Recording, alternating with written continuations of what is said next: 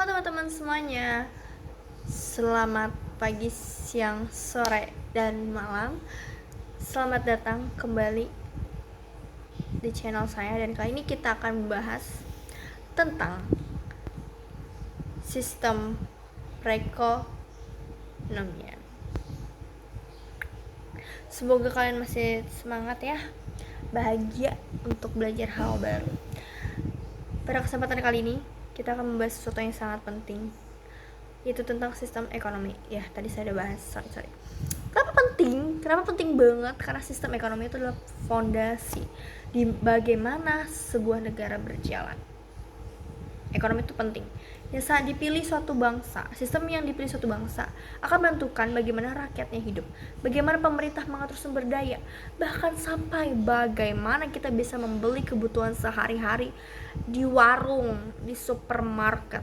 Jadi, untuk kita memahami kenapa harga barang bisa naik turun, kenapa ada orang kaya dan orang miskin, dan kenapa ada negara yang maju dan ada negara yang masih berkembang, jawabannya banyak berkaitan dengan sistem ekonomi.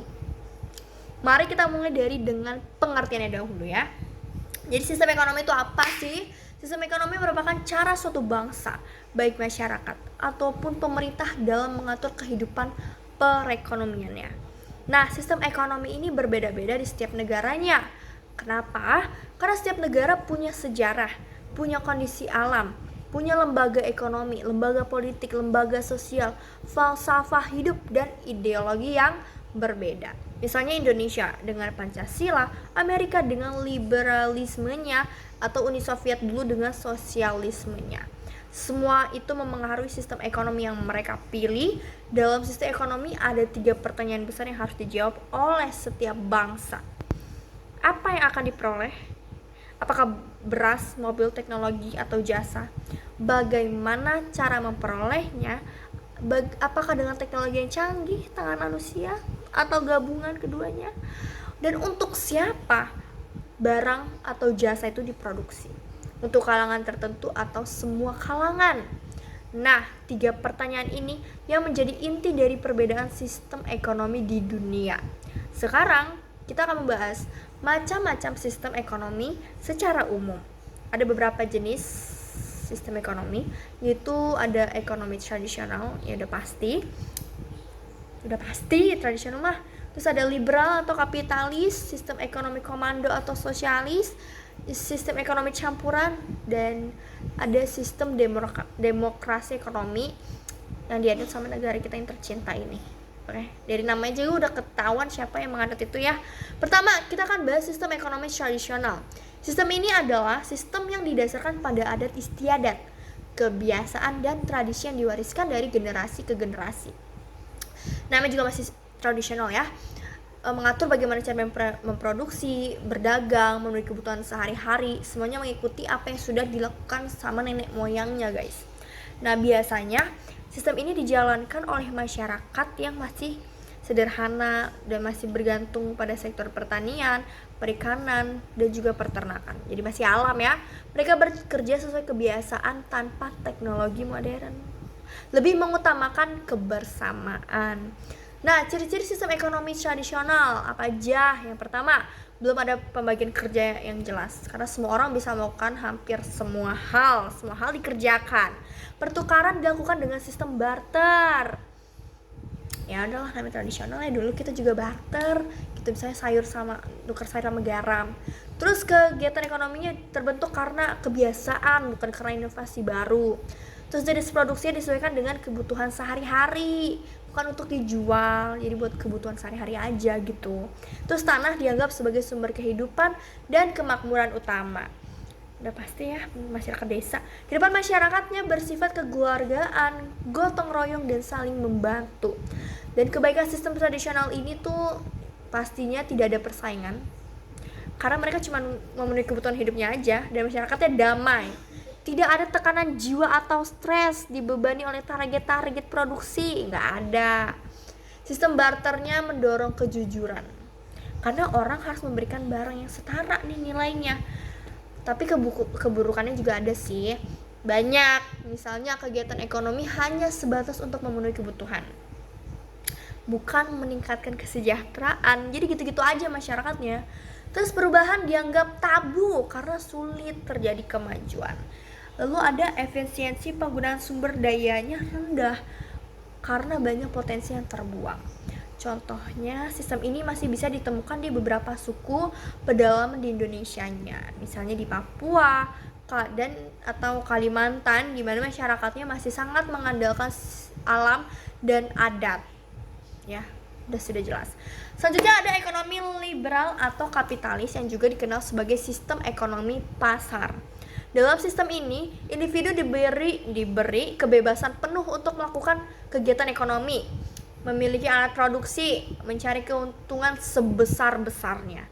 Pemerintah cuma sedikit doang campur tangannya guys, karena hampir semua diserahkan sama pasarnya.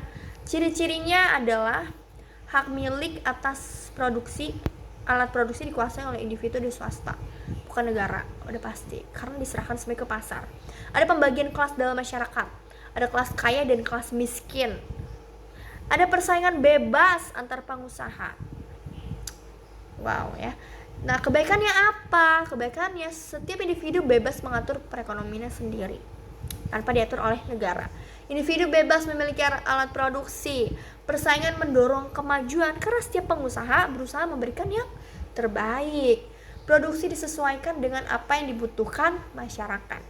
Tapi ada juga keburukan sistem liberal, yaitu di mana menimbulkan eksploitasi baik terhadap manusia ataupun alam. Udah pasti. Bisa menimbulkan monopoli di mana hanya segelintir perusahaan besar yang mampu menguasai pasar karena persaingannya wow banget. Tidak ada pemerataan pendapatan karena yang kaya akan makin kaya dan yang miskin semakin tertinggal. Nah, contoh negara yang menggunakan sistem ini adalah Amerika Serikat, di mana kebebasan berusaha sangat tinggi. Jadi ketimpangannya itu tinggi banget antara kaya dan miskin. Dan ketiga ada sistem ekonomi komando, yang juga disebut sebagai sistem ekonomi sosialis atau terpusat. Sudah terpusat artinya pemerintah menguasai penuh semua aspek perekonomian. Pemerintah yang memutuskan barang apa yang diproduksi, bagaimana caranya, dan siapa yang akan dinikmati atau tujuannya untuk siapa. Nah, ciri-ciri dari sistem ini adalah semua alat dan sumber produksi dikuasai oleh negara. Kebijakan perekonomian diatur sepenuhnya oleh pemerintah. Jenis pekerjaan dan pembagian kerja diatur oleh pemerintah. Kan semua diambil pemerintah. Kebaikannya, sistem ini membuat pemerintah bertanggung jawab penuh terhadap perekonomian. Pemerintah bisa menentukan jenis industri, mengatur distribusi barang, dan mengendalikan serta mengawasi ekonomi dengan lebih mudah. Tapi tentu aja ada keburukan. Misalnya, hak milik perseorangannya nggak diakui, semuanya punya negara. Potensi dan kreativitas masyarakat tidak berkembang karena semuanya diatur oleh negara. Nah, contoh negara yang menganut sistem ini itu ada Korea Utara atau Uni Soviet di masa lalu ya. Jadi terpusat pada negara. Nah, yang keempat ada sistem ekonomi campuran. Sistem ini mencoba menggabungkan yang dua tadi, yang pasar dan komando. Jadi pemerintah dan swasta sama-sama berperan aktif. Untuk ciri-cirinya yaitu pemerintah dan swasta bekerja sama dalam kegiatan ekonomi, udah pasti. Swasta diberi kebebasan untuk berusaha, tapi tetap ada intervensi dari pemerintah jika diperlukan. Itu yang kedua. Yang ketiga, pemerintah membuat perencanaan dan peraturan ekonomi. Yang keempat, persaingan pasar tetap ada nih, tapi diawasi biar lebih sehat. Siapa yang ngawasin?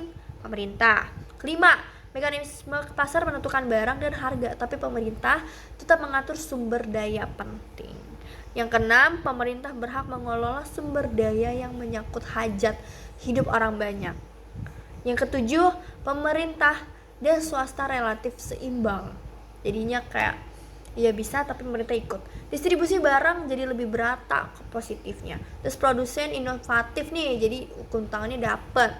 Inovasinya muncul karena ada persaingan, dapat lagi positifnya. Modal dialokasikan ke produsen yang paling efisien. Terus bisa meminimalisir kerugian dari mekanisme pasar yang sesuka hatinya itu, karena diatur oleh pemerintah, diawasi ya. Keburukannya, pasar terlalu bebas, produsen kecil bisa tertinggal karena kembali lagi kan campuran. Terus pemerintah seringkali punya tanggung jawab lebih besar daripada swasta. Nah, selain itu juga ada namanya perencanaan industri yang terpusat, kadang menimbulkan monopoli atau utang negara. Jadi utang negara nambah gitu. Terus swasta kadang merasa terhambat karena intervensi dari pemerintah.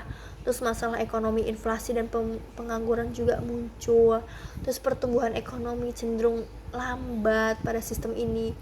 Terus sulit membatasi sumber produksi antara swasta dan pemerintah. Terus pemerataan pendapatan sulit diwujudkan.